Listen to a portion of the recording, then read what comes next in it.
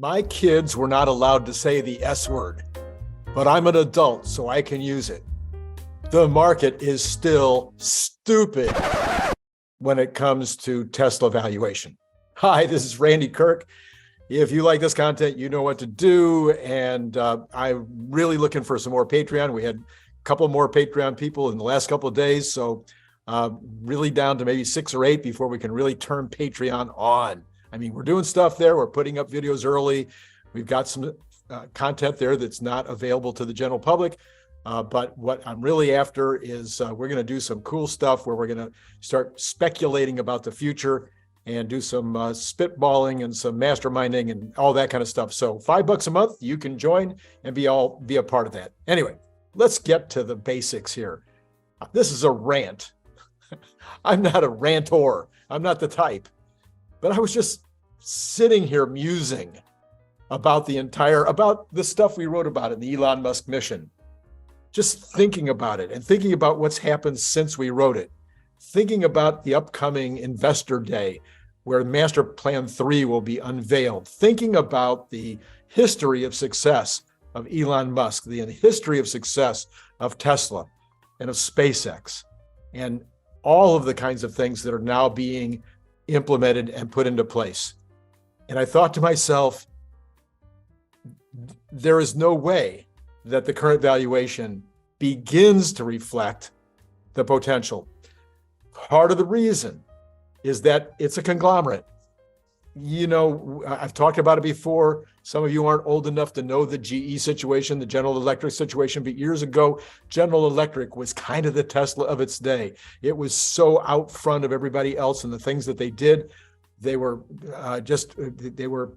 they were the subject of entire MBA courses about the way that they did things and the way they thought. But they were conglomerate. And one day they realized, oh my gosh, the individual pieces of General Electric are worth way more than the stock market is giving them credit for. As a result, there was a conglomerate, what would you call it, handicap that was being placed on General Electric. So they started selling off divisions. Well, then Jack Welch stepped down and they lost the amazing leader, and General Electric and its divisions are still fine, but nothing like they were under the leadership of Jack Welch. Okay. I believe we're in exactly the same situation today. I've said it before. I said that I think there are certain divisions of Tesla that if they were spun off, if they were IPO'd, if they were individual divisions, that they would be worth a ton more than they are right now. And kind of my brain got started on this because I was thinking about the robots again, about Optimus again. I've just done 2 videos about Optimus and about how incredible the opportunity is. And as I was reading through the comments, one of you was saying, what is the moat? What is the situation? How much of a moat does Tesla have? And I thought to myself, you know, when it comes to the basic hardware and the basic software, they have a moat. They're probably ahead.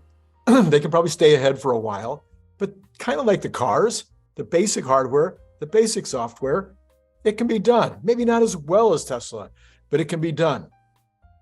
And then I went to the next step, which is the AI side. Well, guess what? Tesla is a decade, 7 years, I don't know, 5, 7, 10, who knows how many years ahead on AI, on the cars, and on Optimus already, even though they've just been doing it for a year. They're so far ahead on the AI side of it that it's not even calculable at this point, because we really don't know if anybody, as Elon said, you'd have to use a telescope to see how far behind the next company is that is in the AI world with regard to things like Optimus and automobiles. So that's a huge moat. But again, Elon has said his biggest moat, the thing that separates him the most from everybody else is his ability to manufacture. So this comes back to my thesis that they should be pedal to the metal 100%. There shouldn't be anything at Tesla today that's getting more attention and more activity than putting these Tesla robots out to work in the factory and starting to build them, starting to think about a line where they could start manufacturing them, because ultimately, in this particular case, I think first mover advantage is going to be huge. And once they have first mover advantage, they should be able to keep that advantage dramatically because of their factory capabilities, their software capabilities, their AI capabilities, and yes, even the hardware capabilities.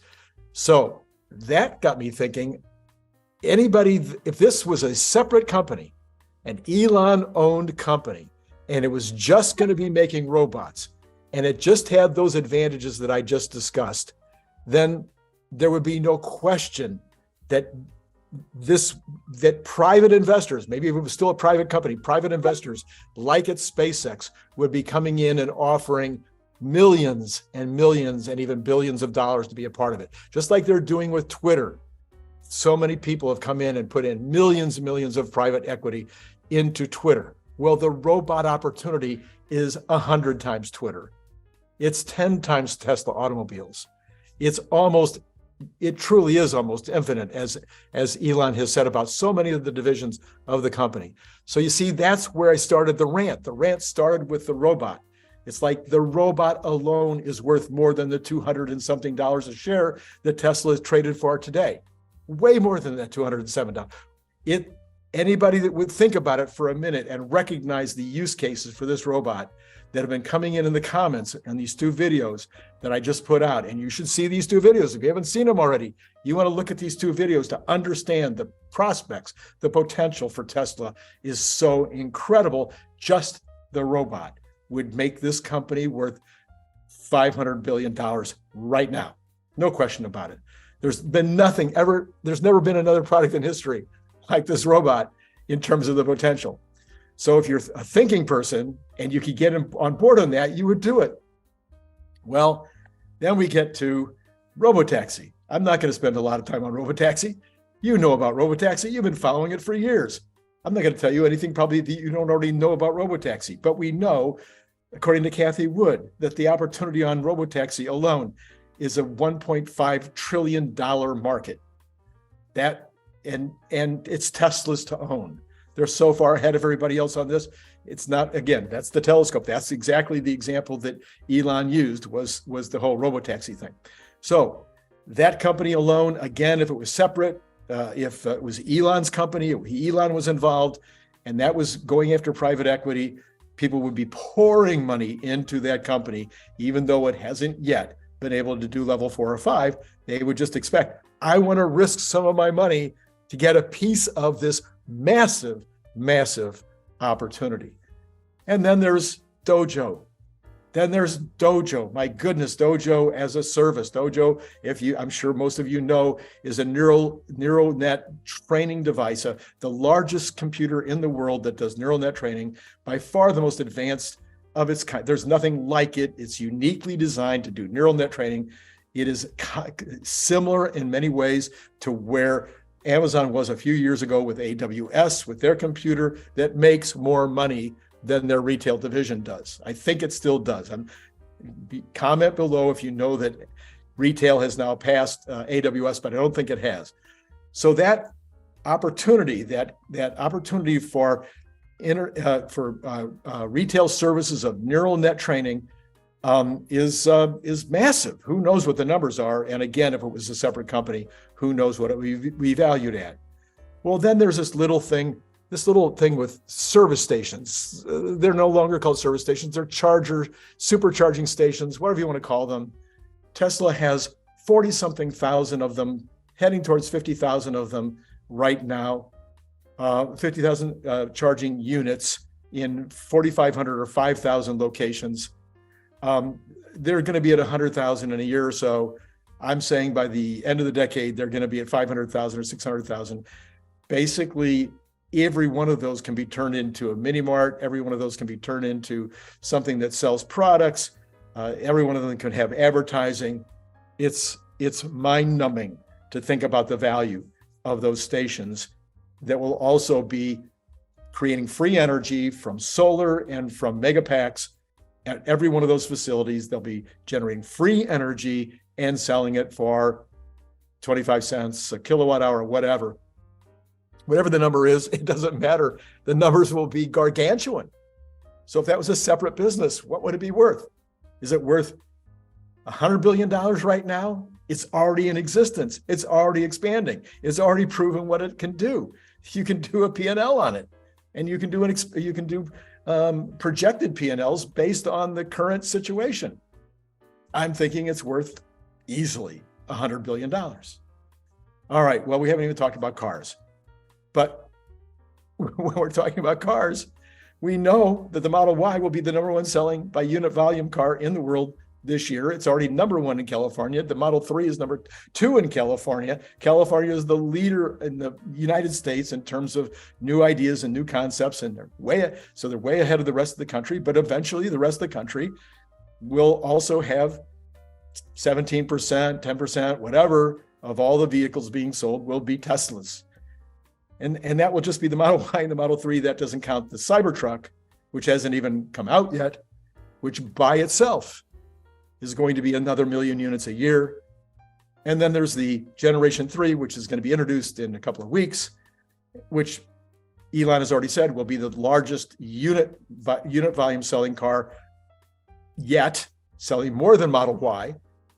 Model Y hasn't begun. The numbers that it's at is already the number one selling car in the world this year, sometime in 2023. It's number one by sales volume. In terms of dollar volume, it's already number one. And sometime this year, it'll be number one in unit volume. I mean, it's crazy to think about. The Model Y by itself, if it was just a company by itself, might be worth all of the current valuation of the company.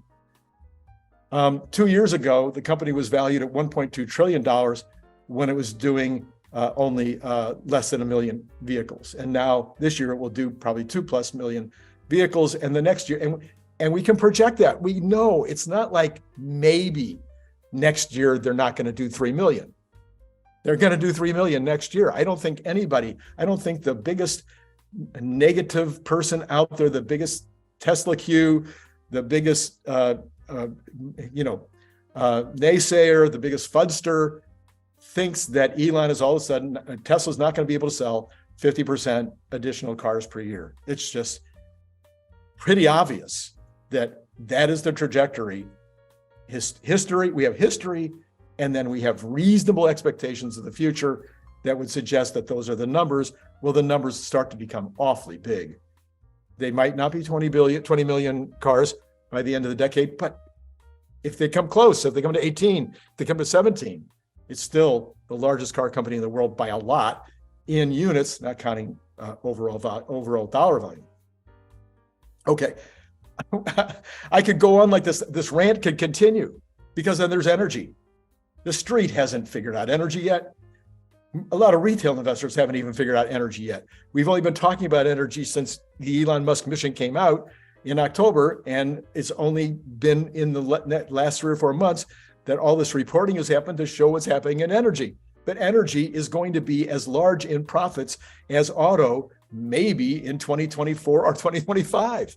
In gross volume and dollars net profit, it might be equal to auto by 2025. Is that figured into the current $200 a share? I know. I'm going to preaching now. I've gone past ranting to preaching. All right, my last one, it's a favorite of mine, but is the semi-truck and other commercial trucks that may be announced on March 1. The truck alone, I believe it'll be 1 million units a year by the end of the decade at $225,000, $300,000 a piece, whatever, plus all of the accoutrement, I love that word, all the additional things that the truckers have to buy in order to make it part of what they're doing. We haven't even talked about solar roofs. We haven't talked about insurance. We haven't talked about, there's so many other things that they're working on and things that are still to be announced that Elon says might be announced on March 1. Maybe it's HVAC. Who knows what's up the sleeve of this genius? But I'm just mind-numbingly boggled at this point how the stock could still be at 200. And it's not shocking that it's going up 4 or 5% a day after day after day, because it's recovering from the nonsense of being $100. Well, this is not the real Randy Kirk. I don't know what happened to me today, but all of a sudden I just had this mood where I felt the need to express my amazement at what has happened, where the stock market is just completely wrong on this stock. So the last time I saw the stock market this wrong was Apple, before the investing public figured out what was going to happen with the App Store. Oh, well, the App Store, well, it's only going to be a few thousand, oh, it's only 1%, oh, it's only 5%, oh, it's only 10% at 90% margins. It took them so long to figure out the App Store. Well, it's taking them that long to figure out all these divisions. It's hard. It takes work. It takes brains, but so many different divisions. If you want to read about all the divisions, get the Elon Musk mission. If you haven't already read it, why not? It's cheap. It's a very inexpensive way to get a lot of knowledge in a very short time. It's available in Audible. Anyway, I guess I'm done. I'm through ranting. If you like this content, if you like the general content, please do all the things you know to do, and please join Patreon, especially if you got brains, especially if you can think, especially if you've got imagination, especially if you'd like to think and plan and work with other people to figure out what's going to happen in the crazy, abundant world that we're coming to. This has been Randy Kirk. It's been great talking to you. Click the link below to get your paperback, Kindle, or audiobook now.